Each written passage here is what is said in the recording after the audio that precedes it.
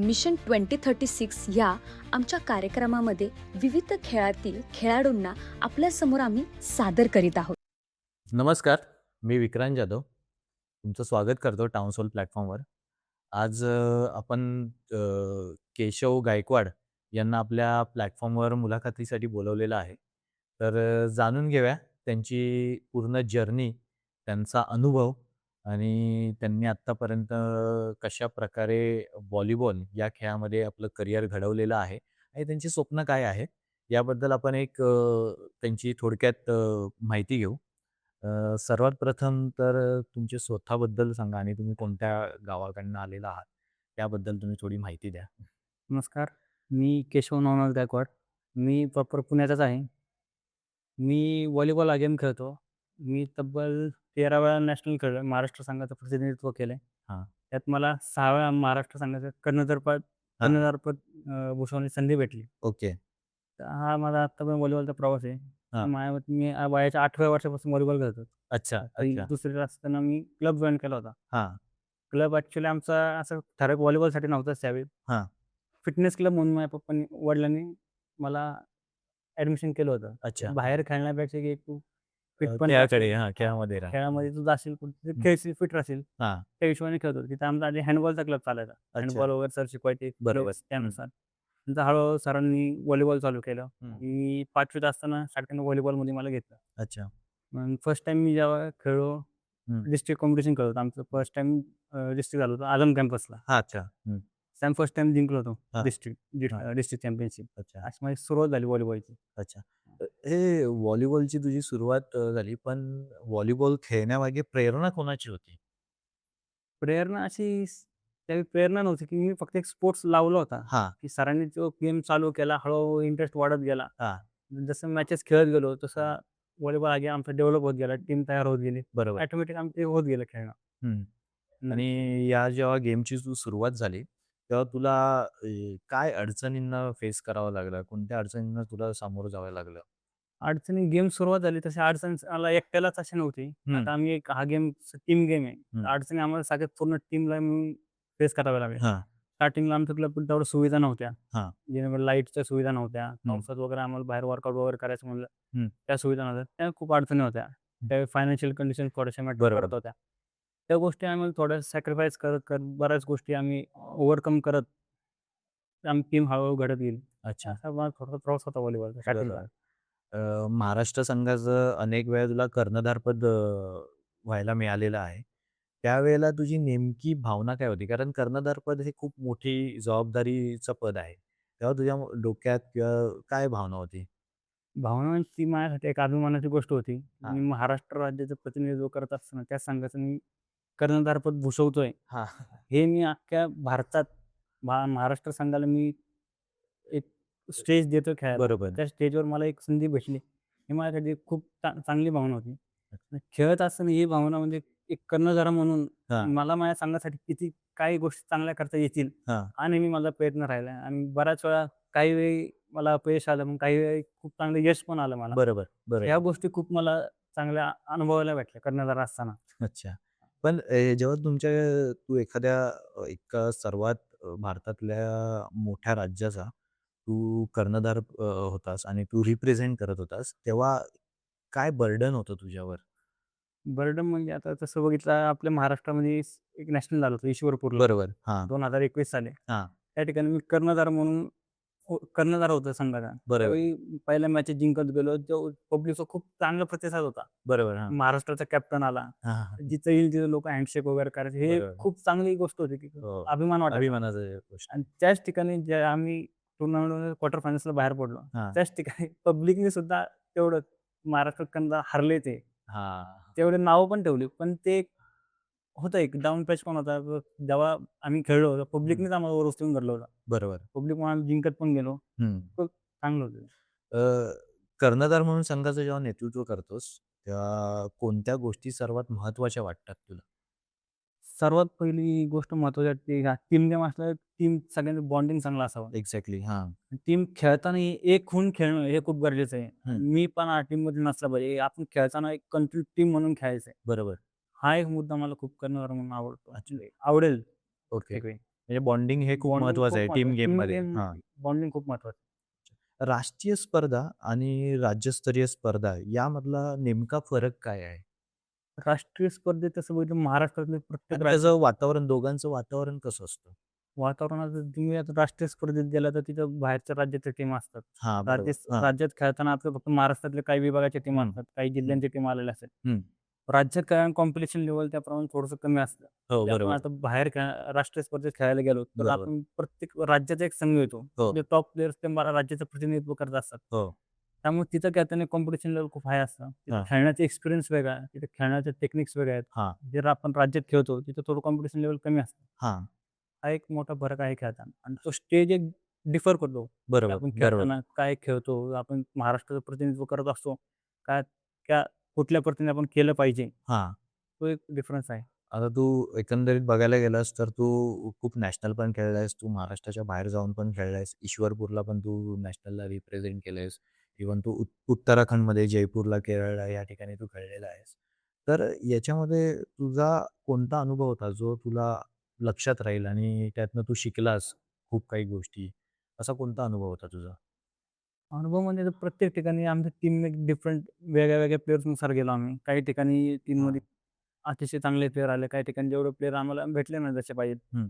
त्या ठिकाणी आम्ही प्रत्येक टीम कॉम्पीट करताना थोडा फरक जाणवला. एन्व्हायर्नमेंटचा खूप फरक असतो. आपण ओके. नॉर्थ साइडला खेळायला गेलो थोडं एन्व्हायर्नमेंट आपल्याला मॅच होत नाही. हां, थंड बरोबर, हवेत बरोबर. थोडा आपण मॅच होत नाही. परफॉर्मन्स थोडा डिफेक्ट होतो.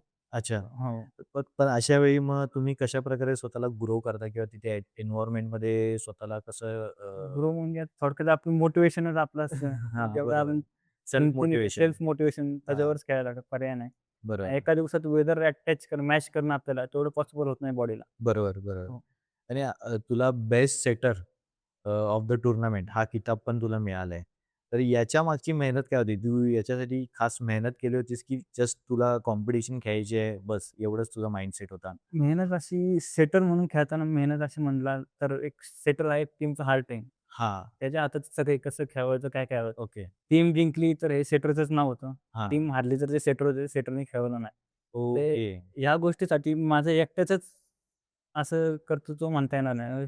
पूर्ण बाकीच्या 5 बरोबर, जणांची बरोबर, सुद्धा यासाठी खूप बरोबर, मेहनत आहे. बरोबर. मी खेळवल्यानुसार त्यांनी खेळले, त्यांनी मला बॉल फिनिश दिले. त्यानुसार मला त्यांच्या मेहनतीवर मला भेटलेलं आहे. बरोबर. असं सेपरेट मेहनत म्हणताल तर थोडंफार आपण एक्स्ट्रा प्रॅक्टिस करायचं असं आपल्याला कुठल्या मोठ्या स्टेजवर खेळायचं असेल. हां, हां, हां, हां. सेल्फ प्रॅक्टिस आपण बाकीच्या टीम प्रॅक्टिस झाल्यावर आपण करतोच. बरोबर, त्यानुसार बरोबर, मी भरपूर वेळा करतो सर. बरोबर. ते एक मॅटर करतं. खेलो इंडिया गेम्स आणि इंटर युनिव्हर्सिटी स्पर्धा खेळाडूंच्या करिअरमध्ये किती महत्त्वाच्या आहेत या स्पर्धा? या स्पर्धा आता इंटरयुनिव्हर्सिटी तुम्ही म्हणला तर हं. आपण जेव्हा अ, विद्यापीठ विद्यापीठात हां, ॲडमिशन घेतो. विद्यापीठाचं. हो. त्यावेळी आता आपल्याला खाली खेळता येत नाही कुठं. हं, नॅशनल्स वगैरे त्या ठिकाणी आपण खेळतो. पण हे विद्यापीठात करून खेळायला हे हं. खूप मोठा स्टेज आहे. जो आपल्या जॉबसाठी वगैरे पण खूप फायदेशीर आहे. बरोबर. हां, आता वेस्ट झोन म्हणजे वेस्ट झोन म्हणलं पूर्ण पश्चिम भारत बरोबर, इथल्या पूर्ण टीमा येतात. बरोबर. ह्या टीमांबरोबर कॉम्पीट करून त्या हं. टॉप 4 मध्ये येऊन हां, तिथनं हां. आपण ऑल इंडियाला क्वालिफाय होतो. बरोबर, आमच्या बरोबर. गेममध्ये ते. हां, बरोबर. ऑल इंडियाला खेळत असताना इंडियाच्या टॉप 8 टीमा खेळतात तिथे. हं. त्या टॉप 16 टीमा खेळतात. त्या बरोबर, टॉप 8 मध्ये खेळत आपण खेलो इंडियाला क्वालिफाय होतो. बरोबर. हा एक स्टेज खूप मोठा आहे खेळण्यासाठी. हं. ऑल इंडिया आता आम्ही तब्बल 4 वेळा मी ऑल इंडिया खेळलो. अच्छा, मग 5 माझे वेस्ट झोन झाले. एकदा मी अच्छा. क्वालिफाय नव्हतो. बाकी 4 वेळेस मी क्वालिफाय. हां. एकदा मला वेस्ट झोनला गोल्ड मेडल आहे. 2 वेळा सिल्व्हर मेडल मला वेस्ट अच्छा. झोनला. आणि आमचं भारतीय विद्यापीठ हे पहिलं विद्यापीठ असेल, हां, ज्याला वेस्ट झोनला गोल्ड मेडल आहे. हां, कुठली महाराष्ट्रातलं असं एकमेव विद्यापीठ हां, असेल हां. ज्याला वेस्ट झोनला गोल्ड मेडल आहे. हा खूप चांगला अनुभव होता. तू आता भारती विद्यापीठचा विषय काढलास, तर मला हेच समजून घ्यायचं आहे, की भारती विद्यापीठमुळे तुझ्या जीवनात काय बदल घडला आणि तुझ्या खेळाला कशी चालना मिळाली? भारती विद्यापीठचं जिथे तू शिक्षण घेतोयस, काय ॲटमॉस्फिअर आहे? ह्या सगळ्या गोष्टी मला समजून घ्यायच्या आहेत तुझ्याकडून. ॲटमॉस्फिअर स्पोर्ट्ससाठी भारतीय विद्यापीठ कॉलेज मी तर म्हणेन हं. सगळ्यात बेस्ट कॉलेज आहे. ओके. आता हं. आम्ही बाहेर खेळायला जातो. आता बाकीच्या मुलांशी आमची चर्चा होत असते कसं कॉलेजचं हां, हां, हां. एन्व्हायर्नमेंट कसे स्पोर्ट्सचं वगैरे. हं. बऱ्याच ठिकाणी बऱ्याच पोरांचे कंप्लेंट असतात, की टी-ए-डे वगैरे भेटत नाही. कॅम्प त्यांचे लागत नाही 8-8, 10 8च दिवस कॅम्प लागतो. तसं आम्हाला महिना, दीड महिना कॉलेज आम्हाला विचारतं तुम्हाला कॅम्प किती दिवसात पाहिजे? तुम्ही काय काय पाहिजे तुम्हाला? काय फॅसिलिटीज पाहिजेत? बरोबर आहे. हे सगळं कॉलेज स्वतःहून विचारतं. त्या सगळ्या गोष्टींमध्ये आम्हाला आमचे स्पोर्ट्स डायरेक्टर हां, डॉक्टर नेताजी जाधव सर, हां, प्रिन्सिपल डॉक्टर स्वप्नील विराजे सर, हां. सर संतोष पवार सर हां. यांचं भरपूर मार्गदर्शन आम्हाला लागतं. प्रत्येक वेळी म्हणाल ती मदत त्यांच्याकडून आम्हाला स्पोर्ट्ससाठी होती. अच्छा. परत एज्युकेशनल ह्याच्यात पण हां. ॲन्युअल इयरमध्ये हां, हां, हां. एज्युकेशनसाठी खूप बरोबर. त्यांचा खूप फायदा झालेला आम्हाला. अच्छा. आणि भारती विद्यापीठमध्ये तुला करियर आणि किंवा खेळासाठी काय एक्झॅक्ट काय फायदा झाला? की ह्या कॉलेजला तू ॲडमिशन घेतलंस आणि चेंज झाला गेम तुझा पूर्ण? ॲडमिशन घेण्याचं कारण म्हणजे आमचे क्लबचे सर पण याच कॉलेजला होते. अच्छा. आमचे कोणता क्लब तुझा? Amol Uched sports foundation. Okay. हां, हो, हां, हां. मी या क्लबकडून खेळतो. हां. आणि आमची संपूर्ण टीम जेव्हापासून माझे सीनियर्स आहे, त्यांनी हं, पण इथेच ॲडमिशन घेतलं. हं. त्यानुसार आम्ही पण ज्युनियर्स एकामागे इथंच खेळत आलो. बरोबर, आमचं बरोबर. पूर्ण ए-बी-एस-एफ क्लबचा सेट हां, आम्ही भारत विद्यापीठच्या टीममधूनच खेळतो. आणि आमचं एक वैशिष्ट्य आहे, हां, बाहेरची पोरं न घेता आम्ही आमच्या स्वतःच्या हिमतीवरती हां. ज्या स्टेजला आम्ही खेळलो, बरोबर. स्वतःच्या हिमतीवरती आम्ही क्वालिफाय केलं. हां. आणि बाहेरची पोरं घेता. हे एक अच्छा. आमच्यासाठी खूप अभिमानाची गोष्ट आहे. आता तू क्लबचा विषय काढलास, तर मला एकंदरीत समजून घ्यायचं आहे, की क्लब हा एखाद्या नवीन किंवा बिगिनर खेळाडूसाठी किती महत्त्वाचा आहे आणि क्लबमध्ये काय शिक्षण मिळतं किंवा काय माहिती मिळते? आणि तू म्हणजे प्लेयर कुठच्या लेव्हलपर्यंत जातो, जर क्लबला जॉइन झाला तर? एक तुझ्याच क्लबबद्दल तू थोडं सांगितलंस तर बरं होईल, की काय फरक पडला तुला क्लबमुळे? क्लबचा फरक असा सांगता येईल, की आपण एक प्रोफेशनल अकॅडमी लावतो, तर आपल्याला हां. प्रोफेशनल ट्रेनिंग भेटते. ओके. प्रोफेशनल ट्रेनिंग भेटल्यानंतर प्रोफेशनल वे भेटतो आपल्याला खेळायला. एक मार्गदर्शन भेटतं. मार्गदर्शन कोचेसचं एक भेटतं. हां. मार्गदर्शन असतं, की बरोबर. तुम्ही असं खेळा, तसं खेळा, तुम्ही या लेव्हलला खेळताल. ह्या सगळ्या गोष्टी खूप मॅटर करतात. तुम्ही आता विदाऊट क्लबचं खेळत असाल कुठं, तर हां. तुम्हाला मार्गदर्शन भेटणार नाही. तर तुम्ही बरोबर. ग्रामीण भागात गेलात, हां. मुलांना तेवढं मार्गदर्शन नाहीये पुढे जाण्यासाठी, की तुम्ही काय केलं पाहिजे, काय नाही. बरोबर, बरोबर, प्रोफेशनल अकॅडमीमध्ये आपल्याला तो एक फायदा भेटतो. टुर्नामेंट्स खेळायला भेटतात विविध. बरोबर. माहिती भेटते बाहेर जाताना. काय हां. काय गोष्टी असतात, काय नसतात. हां, हां, हां. हा क्लब अकॅडमीचा खूप फायदा आहे. तुझा जो क्लब आहे त्या क्लबमध्ये काय सुविधा आहेत आणि कोणत्या गेमना जास्त प्राधान्य दिलंय किंवा कोणते गेम खेळले जातात? ते जरा एकदा सांगितलंस तर बरं होईल. आमचा club A B S F volleyball club, Amol Uched sports foundation हां. हा व्हॉलीबॉल आणि रेसलिंगमध्ये चालतो. ओ ओके. रेसलिंग अकॅडमी आमची हिंजवडी इथे आहे. हिंजवडी. हां. हां. आणि व्हॉलीबॉल अकॅडमी आपली धनकवडीमध्ये आहे. दनकवडीमध्ये. हे 2 गेम्स आपल्या इथे चालतात. अच्छा. रेसलिंग अकॅडमी पण खूप इंटरनॅशनल प्लेयर्स झाले. हां. ओके. म्हणजे क्लबमधनंच इंटरनॅशनल हो, प्लेयर खूप. गेलेले आहेत. ओके. हो. आता आमच्या क्लबमध्ये ए-बी-एस-एफ क्लब व्हॉलीबॉल क्लबमधून आलोक तोडकर हं, आत्ता लास्ट इयर अंडर 18 ला हं. कावा कप खेळला एशियन गेम्स. ओके. हं. आत्ता जस्ट तो चायनामध्ये होणाऱ्या वर्ल्ड चॅम्पियनशिपसाठी सुद्धा सिलेक्ट झालेला आहे. अच्छा. आजच त्याची फ्लाइट आहे थोड्या अच्छा. हां, हां, हां. हो. आणि माझे सीनियर प्रीतम जाधव, हां. आलोक सूर्यवंशी ह्या हां, हां. दोघांनी पण इंडिया कॅम्प केलेला आहे. हां, बरोबर. हो. पण जेव्हा राष्ट्रीय स्पर्धेला तुम्ही खेळायला जाता, तेव्हा तुमची तयारी कधीपासून चालू असते राष्ट्रीय स्पर्धेची? आता तयारी अशी म्हणलं तर वर्षभर आमची तयारी चालू असते. कंटिन्यू अच्छा. स्पोर्ट्स चालूच असतात. हां. सीझन असला टुर्नामेंट सीझन आता पावसाळ्यात ऑफ सीझन असतो. बरोबर. ऑफ सीझनमध्ये मोस्टली आम्ही प्रिफर करतो वर्कआउट, हं. बॉडी आपली रिकव्हर करण्यासाठी. बरोबर.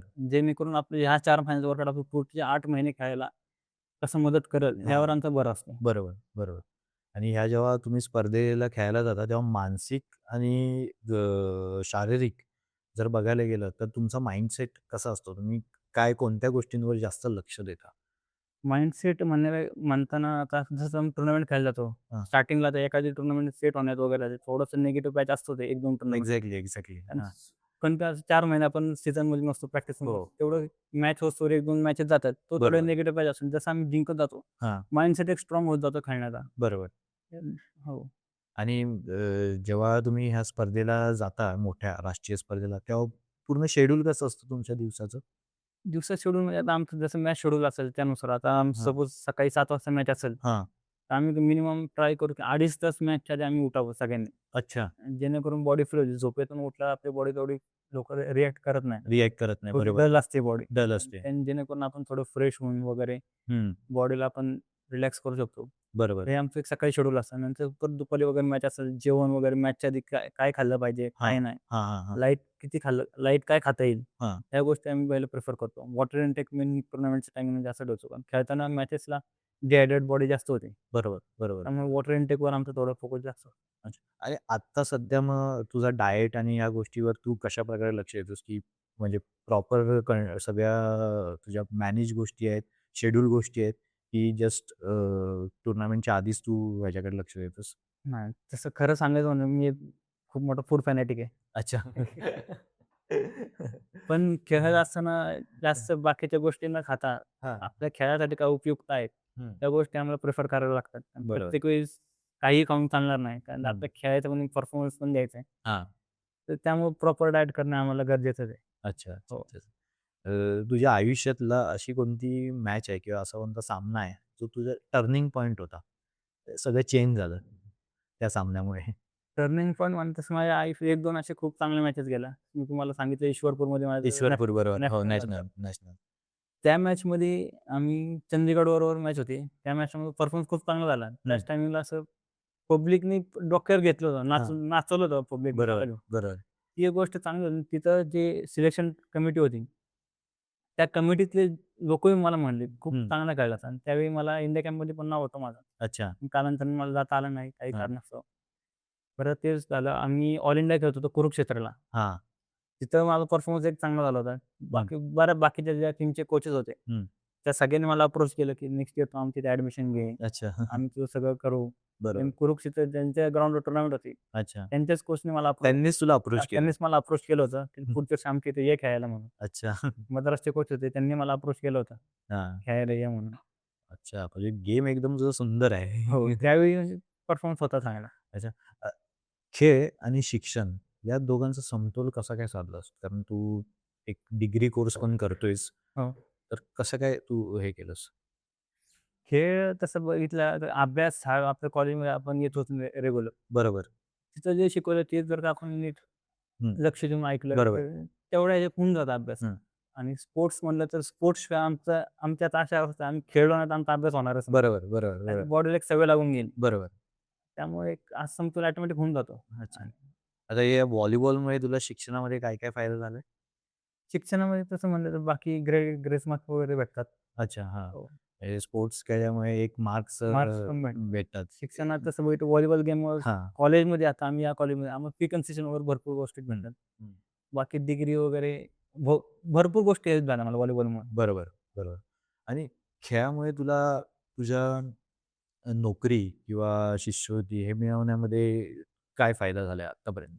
शिष्यवृत्ती आहेत ना, आता भरपूर ठिकाणी तुम्ही नॅशनल काढलात. हां, आपलं पी-एम-सी असू दे, पुणे हां. महानगरपालिका त्यांच्या पण शिष्यवृत्ती आहेत. बरोबर. कॉलेज आम्हाला शिष्यवृत्ती देतं दरवर्षी. ओके. खेळायला. भारतीय विद्यापीठ. भारतीय विद्यापीठ आम्हाला शिष्यवृत्ती देतं दरवर्षी बरोबर. खेळायला. हां, फीजमध्ये कन्सेशन देतं. हां. आणि काही लागलं नाही, तो कॅम्पचा येण्या-जाण्यात सगळं खर्च विद्यापीठच करतं. अच्छा. भरपूर गोष्टी आहेत. आणि नोकरीमध्ये काय संधी उपलब्ध होतात? नोकरीमध्ये आता तुम्हाला मिळालं असेल तर सेंट्रल गव्हर्नमेंटचे जॉब आहेत, इन्कम टॅक्स आहेत, सेंट्रल रेल्वे आहेत, बरोबर. पोस्टलमध्ये जॉब आहेत. हां, बाकी भरपूर ठिकाणी जॉब्स आहेत. तुम्ही एक विचार केला तर स्पोर्ट्सनुसार जर तुमच्याकडे मेडल असतील, हां, स्टेट लेव्हलला मेडल असू द्यात, हां, हां, नॅशनल लेव्हलला मेडल असू द्या. हां, आपले जर एम-पी-एस-सी, हां. एम-पी-एस-सीत पण आपले भरपूर फायदे आहेत. अच्छा. स्पोर्ट्सच्या मुलांना हां, बरोबर, तो एक फायदा भरपूर आहे आपल्याला. बरोबर. मार्क स्पर्धा परीक्षांमध्ये स्पर्धा पण परीक्षेमध्ये फायदा भरपूर आहे. फायदा आहे. हां, कारण एम-पी-एस-सीत 1 मार्काचं महत्त्व हं. ज्याला 1 मार्काने एक्झाम गेली त्यालाच माहिती आहे. बरोबर. ओपनमध्ये असणाऱ्या मुलांना आणि स्पोर्ट्समध्ये असणाऱ्या मुलांना ज्यावेळेस सर्टिफिकेट आहे, हं, हं. 10 ते 12 मार्काचा फरक पडतो. बरोबर, ते 10 बरोबर. ते 12 मार्क पाडायला एम-पी-एससीत हे सोपं नाही. बरोबर, बरोबर, बरोबर. ते हा बरोबर एक बोललास. स्पोर्ट्सचा खूप मोठा फायदा आहे. हो, स्पोर्ट्सचा खूप मोठा फायदा आहे. ते व्हॉलीबॉल गेममुळे तुला पर्सनल लाईफमध्ये काय फायदा झाला? कारण स्पोर्ट्स खूप गोष्टी कंट्रोल करतो आपल्या स्वतःच्या.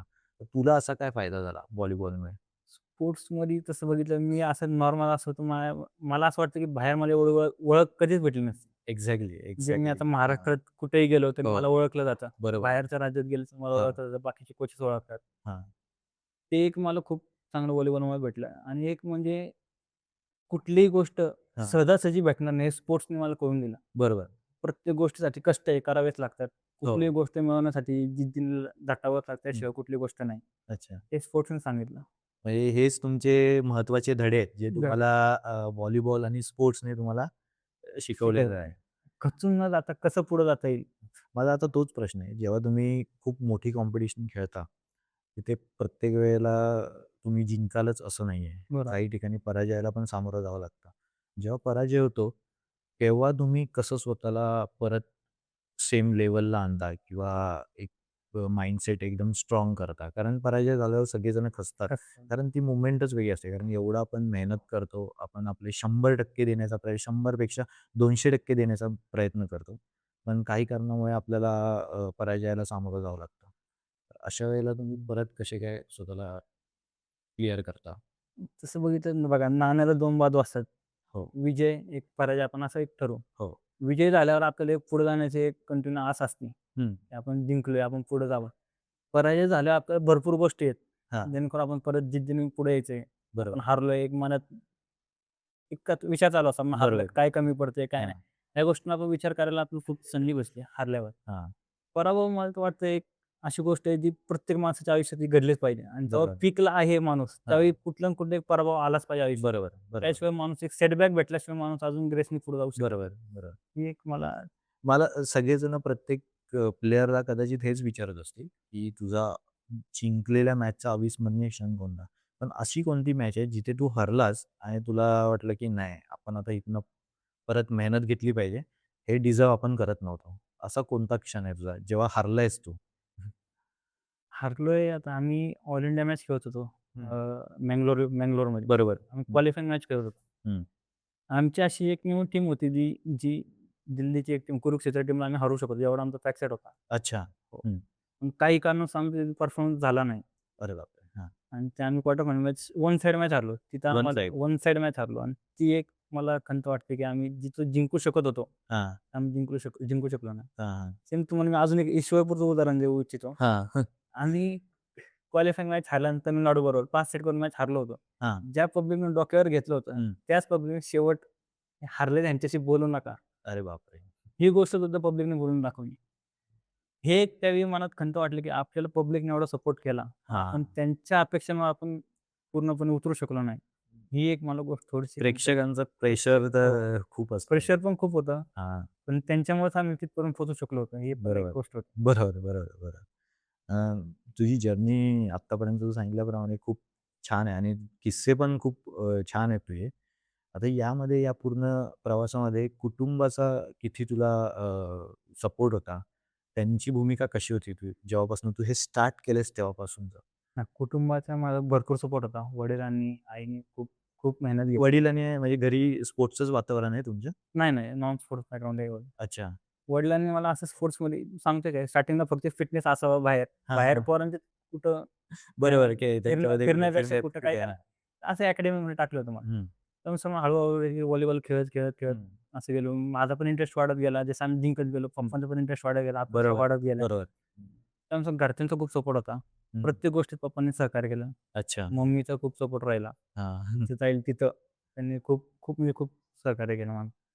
आता आत्ताच्या जर तू हा काळ बघितलास 2026 आणि तू आता एक म्हणजे प्लेयर आहेस, इमर्जिंग प्लेयर आहेस.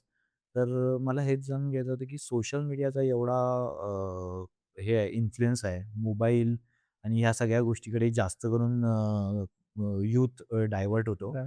तू त्याला बाजूला ठेवून फक्त खेळाकडे म्हणजे कसं काय ते तुला कसं काय जमलं, की त्या गोष्टींमध्ये न पळता आपण खेळामध्येच जाऊया?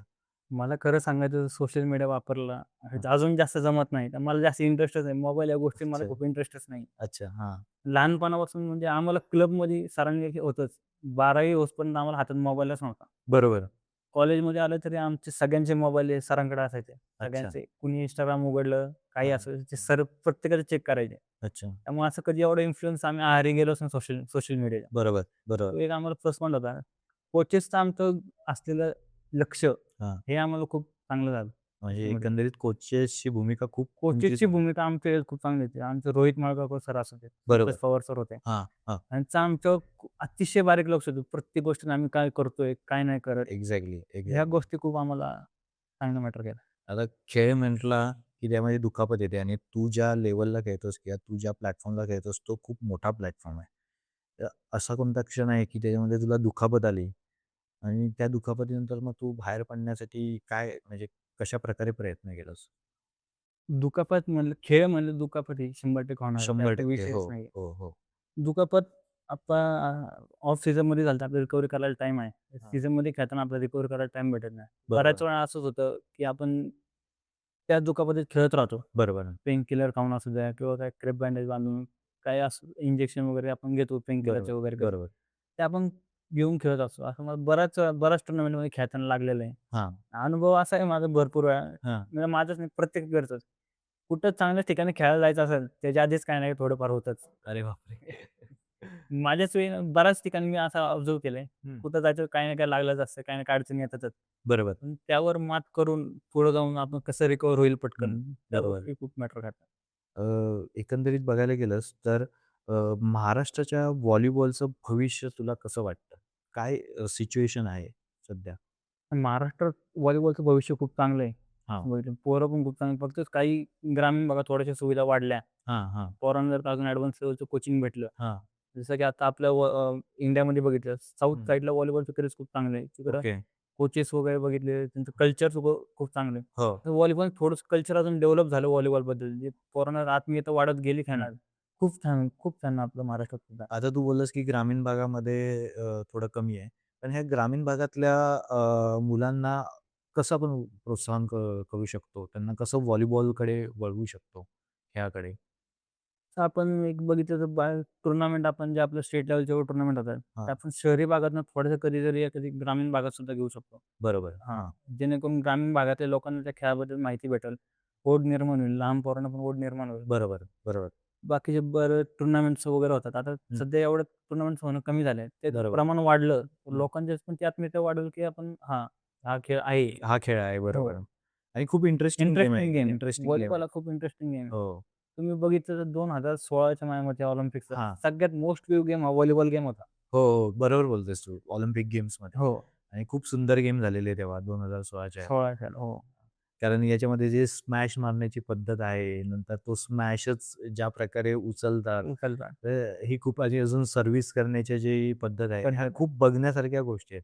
म्हणजे मी एक ऑलिम्पिकचा तुला किस्सा जर सांगायचा झाला, तर माझ्या मते रिओ ऑलिम्पिकच्या दरम्यान जेव्हा नेमार फुटबॉलमध्ये गोल्ड मेडल त्याला मिळालं होतं, तेव्हा तो ब्राझीलची फायनल मॅच एन्जॉय करत होता आणि इतका सुंदर असा तो गेम झालेला, की म्हणजे खूप प्रेक्षक एन्जॉय करत होते.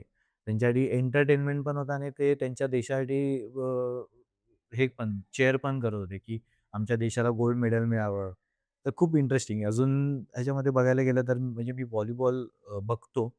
सोशल मीडियावर खूप प्रमाणात स्पोर्ट्सच्या वगैरे व्हिडिओ येतात. हां. तर त्यामध्ये हे एशियनमधल्या कोरियन, जॅपनीज प्लेयर आहेत. खूप सुंदर खेळतात आणि ज्या प्रकारे ते जंप मारतात, ते स्मॅश मारतात. स्मॅश मारल्यावर बॉल टप्पा पडून एकदम उंच छताला हां, लागतो. छताला लागतो. हे बघण्यासारख्या गोष्टी आहेत. खूप. आणि व्हॉलीबॉल खूप इंटरेस्टिंग गेम आहे. हो. आत्ताचं जर बघायला गेलं तर सरकार आणि ज्या महाराष्ट्रातल्या क्रीडा संघटना आहेत, त्यांनी अजून काय सुविधा किंवा व्हॉलीबॉल वाढवण्यासाठी काय केलं पाहिजे? व्हॉलीबॉल वाढवण्यासाठी तेवढं सुविधा त्यांनी हं, उपलब्ध करून दिल्या पाहिजेत. हं. जेणेकरून बाहेरच्या सध्या सुविधा आहेत, त्या आपल्या इंडियात पण आल्या पाहिजेत. हां, बरोबर, पोरांकडे खेळायला टॅलेंट भरपूर आहे. बरोबर. कोचेसची उपलब्धता कमी आहे. कोचेसची उपलब्धता कोचेसची कमी आहे. उपलब्धता कमी हां, आहे. ग्राउंड्स नाही आहेत तेवढे. बरोबर, त्यानुसार आता सिटीत तरी आपल्याकडे ग्राउंड्स आहेत खेळायला. बरोबर. ग्रामीण भागात गेलं त्यांच्याकडे कोचेस पण नाही, ग्राउंड्स नाही, प्रॉपर इक्विपमेंट्स नाहीत. इक्विपमेंट नाही आहेत. बरोबर, ते खूप गोष्टी मॅटर करतात. बरोबर, बरोबर.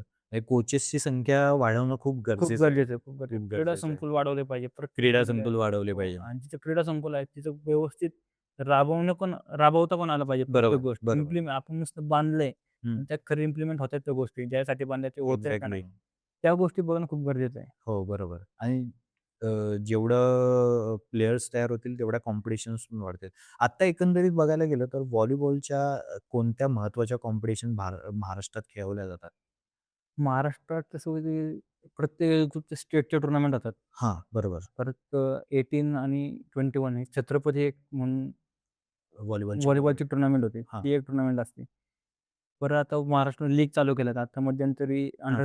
अंडर 18ची लीग झाली. महाराष्ट्र व्हॉलीबॉल लीग, एम-व्ही-एल पण त्यांचा एक प्लॅन चालू आहे घ्यायचा. बरोबर, जसं बरोबर. काही प्रो व्हॉलीबॉल आहे. हां, आपलं इंडियन आय-पी-एल कसं आहे तसं हां. तसं इंडियात लीग लीग टाइपमध्ये. चालू आहे. हं, तसं महाराष्ट्रात पण घ्यायचे चालू आहे. हं.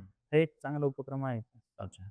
आता तुझी जर्नी तर खूप चांगली आहे. तू एकदम स्टार्टिंगपासून आता प्रॉपर ॲमेचर बोलता येईल. तिथे तू त्या लेव्हलला खेळतोयस. जर समजा एखाद्या ग्रामीण भागातल्या मुलाला व्हॉलीबॉलमध्ये करियर किंवा त्याला व्हॉलीबॉल खेळायची सुरुवात करायची असेल, तर तुझा सल्ला काय असेल? त्यांनी काय केलं? कुठनं सुरुवात केली पाहिजे त्याने?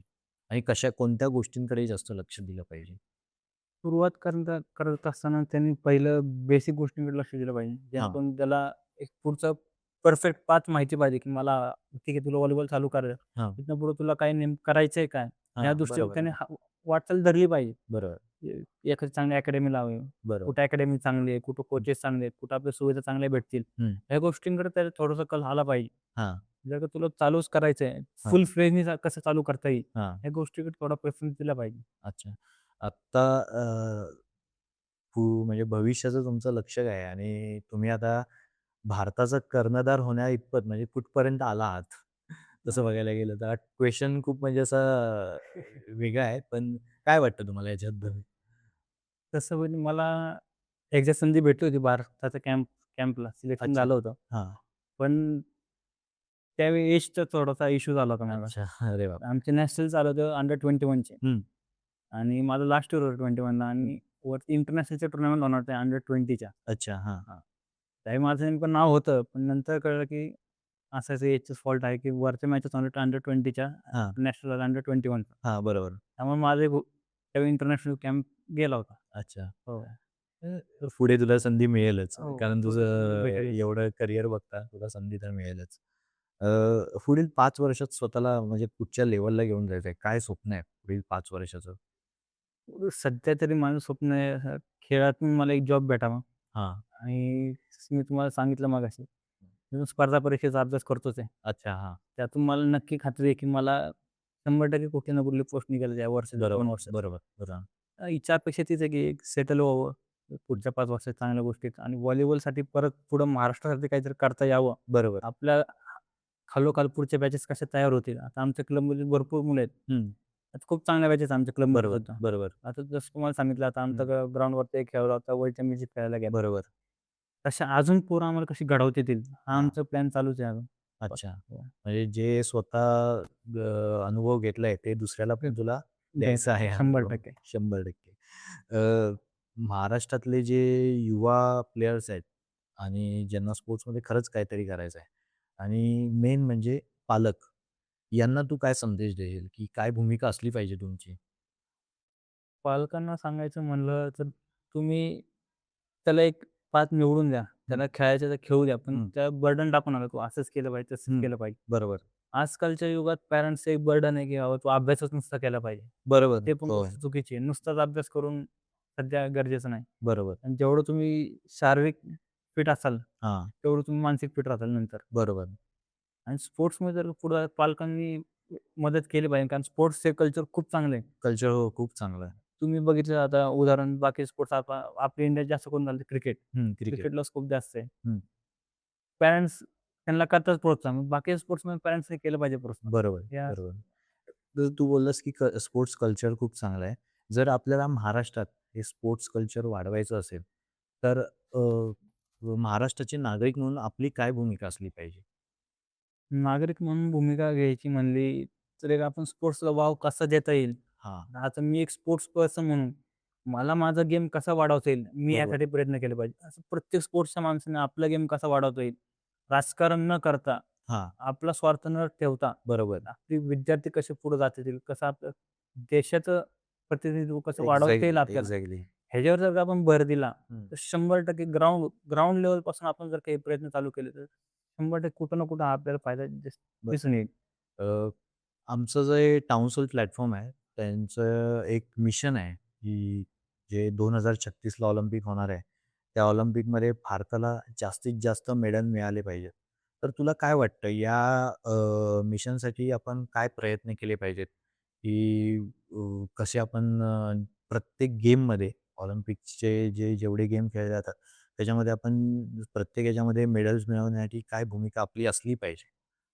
भूमिका तसं म्हणलं तर ह्या ऑलिम्पिक खेळासाठी खूप मोठा पॅच लागतो. बरोबर. खूप मेहनत लागते तसे प्लेयर्स घडवण्यासाठी किंवा हं. मेहनत करून घेण्यासाठी. हां. तर आता आपल्या इथे भरपूर साई सेंटर वगैरे आहेत. खूप ठिकाणी चालतात. पण त्यांची प्रोसेस पण चालू आहे. पण तेच अजून आपलं कसे जास्त इम्प्लिमेंट करता येईल, आपलं काय वर्क करता येईल त्यांच्यावर जास्त. बरोबर. बाहेरच्या देशांना भारतापेक्षा चायना, USA असं त्या देशांमध्ये मेडलचं प्रमाण का जास्त आहे? हो. ते आपण थोडंसं कंपेअर करून त्या गोष्टी आपण आपल्या इथं कसे इम्प्लिमेंट करू शकतो. Exactly, exactly. त्या ग्रास रूट लेवलपासून इम्प्लिमेंट करता आल्या पाहिजे. बरोबर. जेणेकरून खालच्या बॅचेसपासून वरती जे खेळतात, बरोबर. एक बॅच झालं, पुढची बॅच कशी तयार होईल, हं. कंटिन्यू हे सगळं झालं पाहिजे. बरोबर. हो. तर जसं तू बोललास, की क्लबमुळे मी क्लबला जॉइन झालो, त्यामुळे मला खूप साऱ्या गोष्टींची माहिती मिळाली. क्लब कल्चरमुळे अजून क्लबमुळे काय फायदा होतो? म्हणजे लोकांचा कशा काय तुला मदत होते? काय होतं? क्लबमध्ये असं म्हणता आलं तर आम्ही खेळत असताना स्कूल लेव्हलला खेळत असताना प्रायड इंग्लिश स्कूलमधून खेळायचो. बरं. नुसे सर आहेत आमचे. अच्छा, त्यांचं आम्हाला भरपूर भरपूर मार्गदर्शन भेटले त्यांचं आम्हाला. अच्छा. प्रत्येक गोष्टीत कठीण काळात त्यांनी आम्हाला मदत केली. कुठली असू दे, हां, पॉलिटिकल गोष्ट असू दे, आर्थिक मदत असू दे, हां. खेळात लागणारी कुठलीही मदत असू दे, त्यांचा आम्हाला खूप मोठा बॅकहँड होता. अच्छा. हेच करत असताना आम्हाला आमचे क्लबचे आधारस्तंभ अमोल बुचडे सर, हां, हां. त्यांनी प्रत्येक गोष्ट खूप मदत केली. आम्ही त्यांच्याच नावाने खेळतो. Amol Buchade sports foundation. अच्छा, अच्छा, त्याच नावाने आम्ही खेळतो. अच्छा. त्यांनी प्रत्येक गोष्टीत व्हॉलीबॉलमध्ये आम्हाला कुठेही काही कमी पडलं, बरोबर, त्या ठिकाणी खूप मदत केलेली आहे. बरोबर, बरोबर. म्हणजे लोकांची अशी मानसिकता आहे, की स्पोर्ट्सला पुढे घेणारे लोकं पण आपल्या महाराष्ट्रामध्ये खूप मोठ्या प्रमाणात आहेत. हो, आणि त्यांचीच भूमिका सध्या गरजेची आहे, हो, हो. की जे स्पोर्ट्सला पुढे घेऊन जातील. बरोबर. येस. तर धन्यवाद. तू आमच्या प्लॅटफॉर्मवर आलास आणि तुझी जर्नी लोकांसमोर शेअर केलीस. कारण तुझा जो प्रवास आहे, तो खूप चांगला आहे आणि सुंदर आहे. जेणेकरून ग्रामीण भागातल्या लोकांना माहिती मिळेल व्हॉलीबॉल खेळाची, कशाप्रकारे करिअर घडवू शकतो आणि शिक्षण स्पोर्ट्समध्ये घ्यायला गेलं, तर काय फायदा होतो त्या शिक्षणाचा आणि स्पोर्ट्सचा कसा शिक्षणासाठी फायदा होतो. या गोष्टीची माहिती लोकांना मिळाली, तर जास्तीत जास्त प्लेयर्स तयार होतील, अशी आमची टाउन सोलची पण भूमिका आहे आणि तुझ्या मुलाखतीमधनं पण तेच मला जाणवलं. त्यामुळे धन्यवाद तुझे, की तू टाउन सोल या प्लॅटफॉर्मवर आलास आणि आमच्यासोबत चर्चा केलीस. धन्यवाद. मिशन 2036 या आमच्या कार्यक्रमामध्ये विविध खेळातील खेळाडूंना आपल्यासमोर आम्ही सादर करीत आहोत.